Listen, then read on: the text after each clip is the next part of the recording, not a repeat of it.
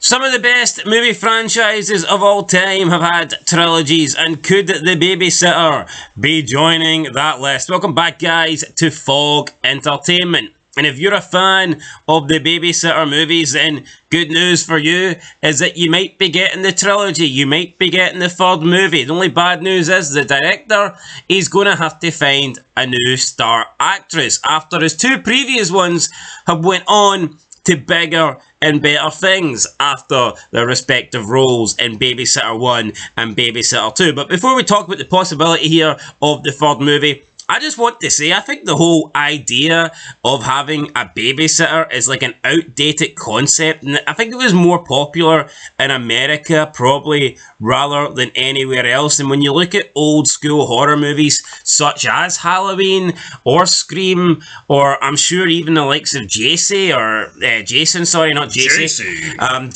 and Freddy Krueger, I'm sure there's been babysitters in all of those movies. I get it.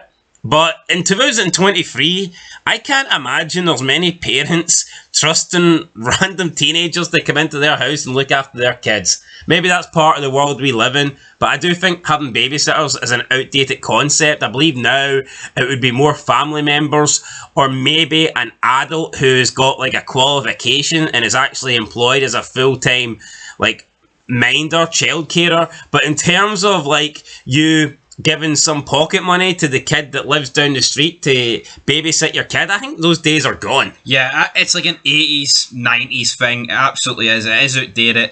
And I just look at this movie, it is an American thing, because I recently watched Five Nights at Freddy's, and there's a babysitter in that. But then again, that movie's set in 2000, which kind of confirms it. I think it has outgrown this. And I think to make like a third movie, it's just scraping the barrel. I haven't even seen the first two, so maybe that's a bit out of pocket. I also think with the way the world is now, it's like, would you really trust someone to come into your house and look after your kids?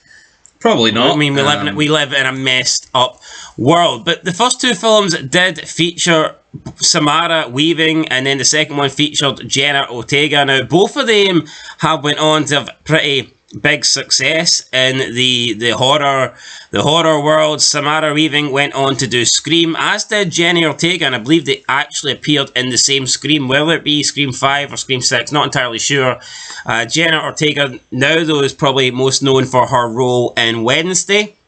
So the babysitter seems to have this annoying dilemma where every time they cast a star actress, they go on, they get better roles, and they don't want to do a second movie. And that's the same issue that the director, MCG, has for the third movie as well. So he's going to have to find a new star. Now, both of these movies have got positive reviews on Rotten Tomatoes. I believe over 70% for both of them. So might be worth checking out. But basically what these films are about is like babysitters that obviously babysit people's kids, but they happen to be part of like satanic cults or something along those lines. So, and I think it's the same kid that actually gets two different babysitters in 1 and 2. So, I mean, this kid's extremely unlucky to continuously have his parents pick babysitters that are part of these like weird cults that want to like kill the kids that they're looking after or whatnot. It sounds like a horror Home Alone.